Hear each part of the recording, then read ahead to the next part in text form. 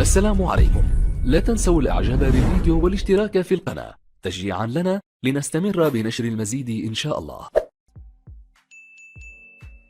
خبر هام وعاجل: طرد والي وهران ابن مدير مدرسة ابتدائية سابق بسبب استغلال ابنه لجزء من المدرسة وتحويله إلى سكن خاص، حيث قام والي وهران بترضيه واسترداد الجزء المسلوب من المدرسة وتحويل الناظر وابنه إلى التحقيق ثم إلى المحاكمة على مثل هذا العمل الشنيع.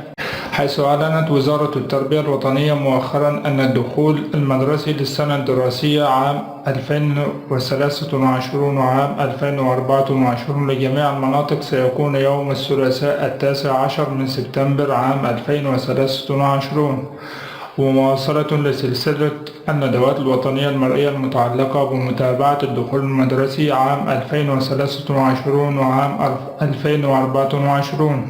ترأس وزير التربية الوطنية الأستاذ عبد الحكيم بالعابد مساء يوم الأربعاء 6 من سبتمبر عام 2023 ندوة وطنية من مقر الوزارة بالمرادية عبر تقنية التحاضر المرئي. حضر أشغال إطارات من الإدارة المركزية ومدير التربية خصصا للوقوف على الترتيبات الأخيرة المتعلقة بمجريات الدخول المدرسي، خاصة تلك المرتبطة بتحليل المعلومات على الأرضية الرقمية ووضعية بيع الكتاب المدرسي ومواصلة تجهيز المدارس الابتدائية المستفيدة من الألواح الإلكترونية ورقمنة قرارات التمدرس المتبقية.